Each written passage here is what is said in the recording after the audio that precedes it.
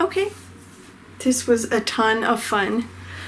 Before I get into the specifics of this painting, I just want to address an issue that was brought up to me this morning through a comment here on YouTube.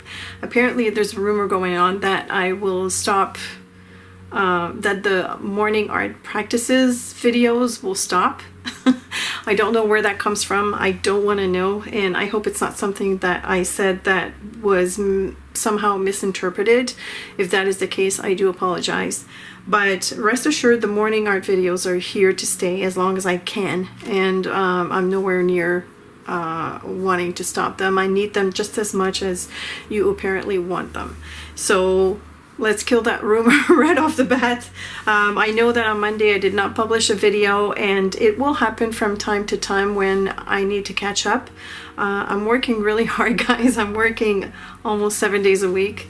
So when one of those days I'm being called out, you know, like I have families, I have friends, families, you know, sometimes my kids need me.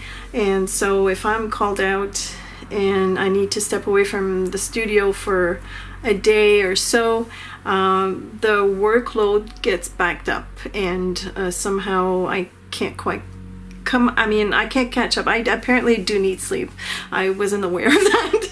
So as much as I want to keep going at the wee hours of the night, I do need some sleep. So anyways, all this to say that don't be afraid, the videos are not stopping anytime soon. So let's forget about that. It is said and done, and that's it. All right, so about the painting. So I wanted to practice how to flow colors into colors, like a wet on wet kind of thing. And I like these two. This one is overworked, and that's, you know, something went wrong. Whoops, the other way. As you can see, something went wrong. Now, all three of these flowers were re-wetted. I've had to go over them a second time, and that wasn't planned. I just wasn't happy with how the colors were blended. But this one, that's overkill. I tried to add too much brown, and it was wet, and you know, the paper can absorb so much. What I can tell you is that from my process, I painted each petal, and I made sure that it was wet evenly. If I had a puddle towards the end, it wasn't so crucial, but I worked hard to minimize the amount of water I had towards the end. But I did want to have some shading going on here towards the middle. So as you can see, this flower was not that successful. However, my favorite one is this one. And these two are good. I like them both.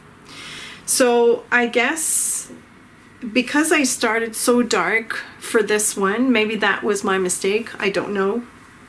But I didn't like the fact that I bled the brown or sepia into that dark color. It turned into this muddy gray, which I didn't want. And so that's why I ended up reworking and overworking it. But these two, they started out as being super light, so that's why I was able to rework them without them looking too shabby. I also had some bleeding going in here on that petal. I don't mind that. I think it looks great.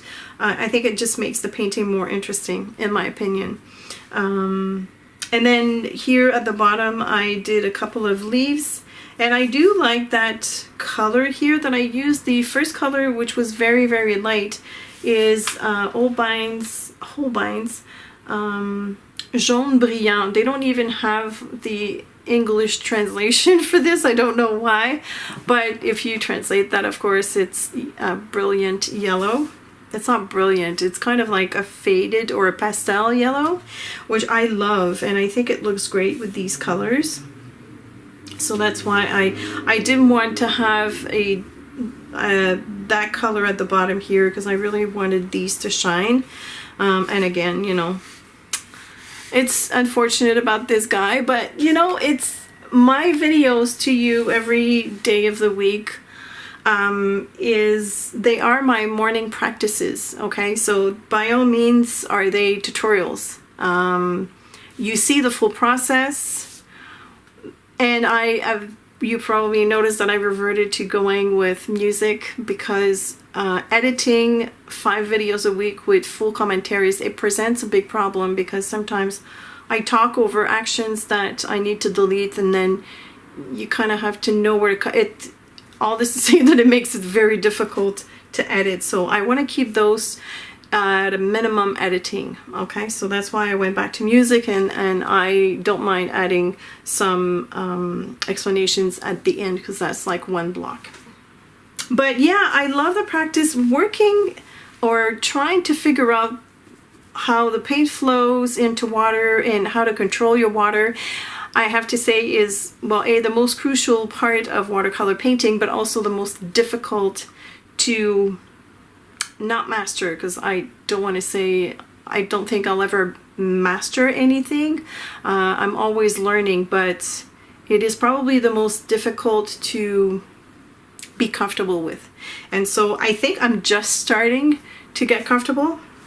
So don't be discouraged if you're following along and you have problems with your water control. I've been watercoloring for, I'd say, close to 3 years now, almost every day, and it's taken me a long time to be a little bit more comfortable. So don't get discouraged, but don't let that stop you. If you are the type of person that wants instant gratification and success, maybe watercolor is not for you, because it does take a while to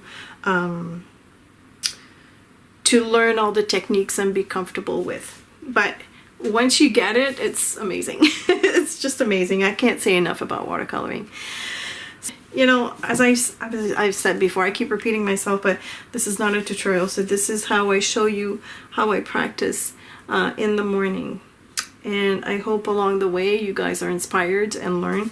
I like these little, whatever they're called, wishy wish twigs, bended twigs around the flowers. I think it just adds a little delicate touch to it without taking away from the flowers. So yeah, all in all, I like the painting. Even though this is bothering me, I really do like the painting. I loved for what it brought me, about an hour's worth of pleasure, of painting pleasure.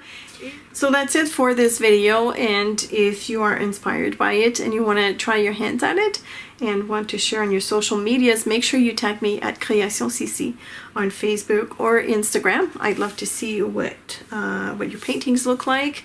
And if you have any questions or comments, feel free to leave them below. I will also leave the list of supplies in the description below. And again, because I get a lot of questions about supplies. If you're watching this on Facebook, Patreon, or even Pinterest, make sure that you click on the title within the video box so that it can bring you over to YouTube. That's where the list is. It's in the description of below the video, but on YouTube, and you have to click on show more to get it. So that's it. Thanks so much for watching. Thank you, my awesome patrons, for supporting my art over at Patreon. Have a super creative day, and I will see you tomorrow.